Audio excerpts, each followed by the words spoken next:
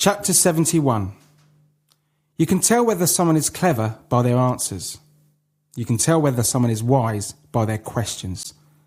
And that's a quote from Naguib Mahfouz, a Nobel Prize winner. Many times you will hear the saying about winning the battle but not the war.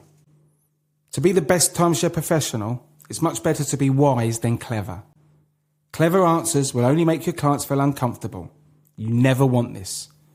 As soon as you give some clever style answer to what may be a genuine question from a client, no matter how stupid it sounds, you've lost the war, the sale. Let the clients be clever. You will always find a client, usually the man, who feels it's his job to be clever on the table, trying his best to put you off by giving you clever answers. The skill is to keep it that way. Make the clients feel clever. Agree with what they say, but be wise with your questions. Clever clients say things like this: "Yeah, but you still have to pay your maintenance fee every year." Wise sales professional would say, "Yes, you're right, John, but wouldn't it be nice to know that you're only paying less than $150 a night for a 2-bed villa?" Here's a clever client: "I've heard you can never get what you want."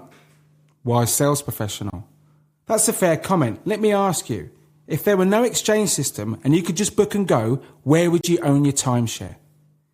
Every question that you ask your client should always be directing them towards the positive of buying your timeshare. Don't ever be put off by what a client says to you. Most of the time it's just a knee-jerk reaction because they're in a sales situation.